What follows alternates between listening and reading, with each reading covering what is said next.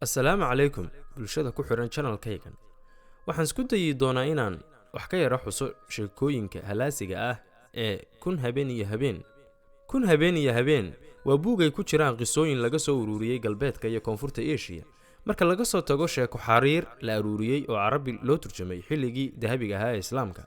Buugani waxa kale oo loo yaqaanaa Habeenka Carabta oo afka Ingiriisiga ah.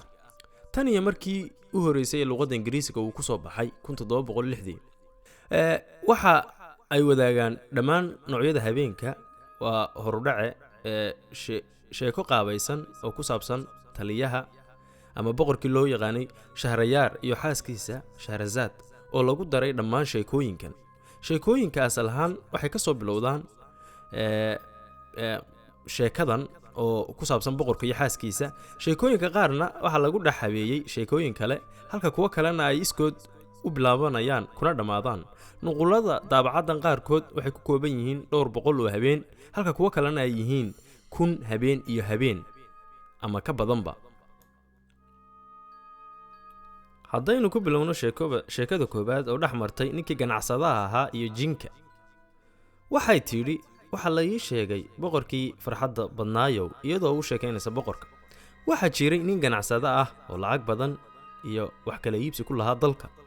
Markaasuu geed hoos fadhiistay oo gacantii gashaday jeebkiisa oo uu cunay xabad roodhi ah iyo timir. Markii uu cunayna ayuu laftii timirta tuuray oo waxa uu arkay shaydaan cifriid ah oo aad u dheer sidoo kale seef dheer sita. Cifriidkii ayaa intuu u dhawaaday ninkii ganacsadaha ahaa ku yidhi kacaan kuu dilo sidaad wiilkayga u dishay. Ganacsadihii ayaa ku yidhi sidee baan ku dilay wiilkaaga? Waxa uu ugu jawaabay cifriidkii markaad timirta cuntay waad lafteedii tuurtay laf kasta oo tuurtid baa laabta ka gashay wiilkayga oo waa dishay oo isla markiiba wuu dhintay. Ganacsadihii ayaa ku yidhi cifriidkii ogow cifriidow inay deyn ugu maqan tahay caruur iyo xaasna ii joogaan ee aan gurigayga tago oo qof walba xaqiisa siiyo markaasaan kuu soo noqon doonaa oo waxdii iyo wacad baan kula dhigtay inaan doonayo inaan kuu soo noqdo markaas kabacdi iga yeel waxaad doonto. Markaasuu cifriidkii aaminay ninkii taajirka ahaa wuuna sii daayay markan.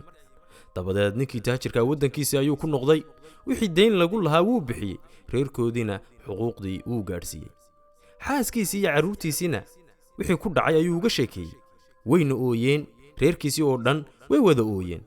Xaaskiisii iyo carruurtiisii ayuu dardaaran u sameeyey oo la joogay ilaa sanadka uu ka dhammaanayay.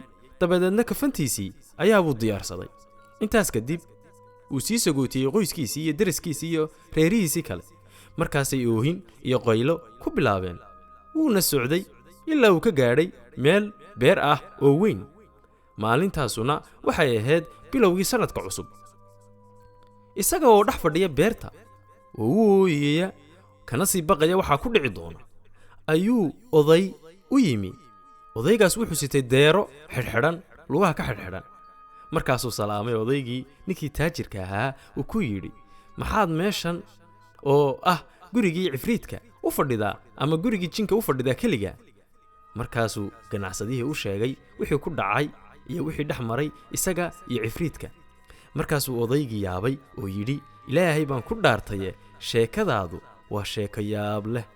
Haddii lagu qori lahaa irbado inta ishu arki karto waxay tusaale u noqon lahayd kuwa ka fiirsada.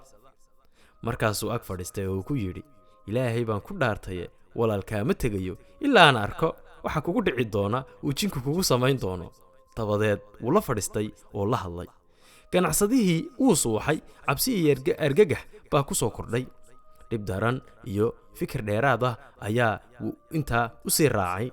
Kadibna waxa uu yimi oday labaad waxaana la socday 2 eey oo madow.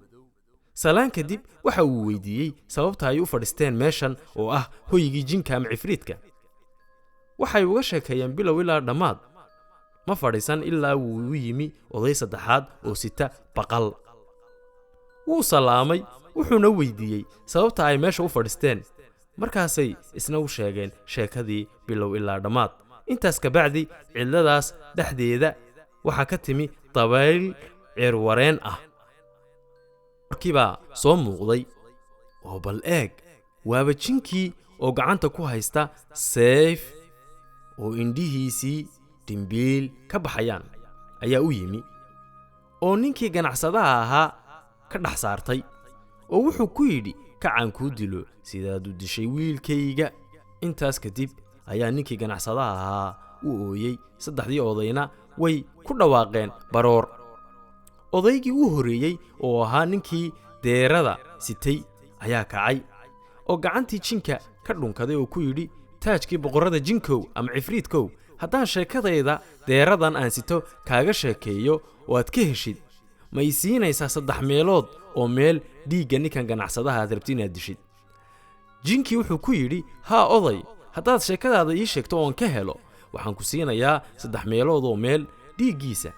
odaygii ugu horeeyey wuxuu yidhi, ogow jinkow, in deeradani ay tahay inaadeertay waa yaabe, oo hilib iyo dhiigba leh, oo iyada oo yar ayaan guursaday, waxaana la noolaa qiyaastii 30 sannadood, laakiin ilmo iyada kamaan dhalin. markaasaan naftayda ka qaatay naag addoon ah, oo iyada waxaan ka doorbiday naag addoon ah, oo waxaan iyada ka helay gabadha addoonta ah wiil, waad mooddo inuu yahay dayax buuxa. waxa uu la soo baxay indho qurux badan. wiilkaasi sunniyaha dhaldhalaalka leh iyo addimo quman. yar ayuu koray ilaa uu ka gaadhay 15 jir. intii uu yaraa ayay sixir iyo faal baratay. markaasay wiilkii sixirtay. markaasay waxay ka dhigtay wiilkii isaga ahaa. hooyadiisii addoonta ii dhashayna waxay ka dhigtay sac ama dibi. intaas ka bacdi waxay farta ka saartay nin xoolo dhaqato ah. kadibna waxaan ka yimi safar dheer. waxaan baadhay wiilkaygii iyo hooyadiis oon weydiiyey inaadeertay. waxayna igu tidhi, addoontaadii aad guursatay way dhimatay, wiilkiina wuu cararay, mana garanaya meel uu waaday. haddaba sannad baan fadhiyey anigoo qalbi murugaysan oo indhahaygu ooyin ka muuqato, ilaa la gaadhay iiddii adxada. markaasaan ninkii xoolo dhaqatada ahaa u diray inuu ii keeno ama uu ii siiyo sac buuran sidaan u qasho iidda adxada. waxaana uu ii keenay sac buuran, taasoo ahayd xaaskaygii addoonta ahayd oon ka warqabin, oo ay sixirtay deeradan inaadeertay ah. markaasaan mindidii gacanta ku qaatay oo u diyaar garoobay inaan gowraco. markaasay qaylisay oo aad u ooyday. markaasaan kacay oo amray inuu ninka xoolo dhaqatada ah ii gowraco oo haragga ka saaro sacan. intaas kadib markii la gowracay, baruur iyo hilib midna kama helin, harag keli ah iyo lafa mooye. intaas kadib waan qoomameeyey. markaasaan mar labaad amray ninkii xoolo dhaqatada ahaa inuu ii keeno wan buuran oo subac ah. ninkii xoolo dhaqatada ah waxaabuu ii keenay wiilkaygii la sixray ee wanka laga dhigay. oo markuu ii arkay wankaa wiilkayga ah ayuu ooyey, wuuna ii yimi oo igu galgashay oohin. markaasaan u naxariistay. markaasaan ninkii xoolo dhaqatada ahaa ku yidhi, iska dhaaf wankan oo sac labaad ii keen.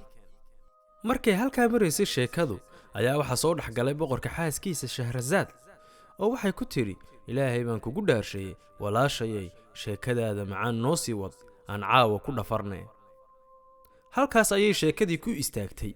markii uu waagu bariyey, Shahrazaad oo ah xaaskii boqorka waxay walaasheed ku tidhi, maxaa kaa sheeko macaan? waxay ku tidhi iyadii, waxaa ka deeran sheekooyinka aan idinka sheekayn doono habeenka soo socda haddaan noolahay oo boqorku i dhowro.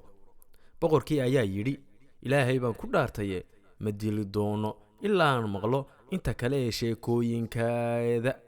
dabadeedna waxay ku hoydeen iyagoo isku duuban hoygii boqortooyada.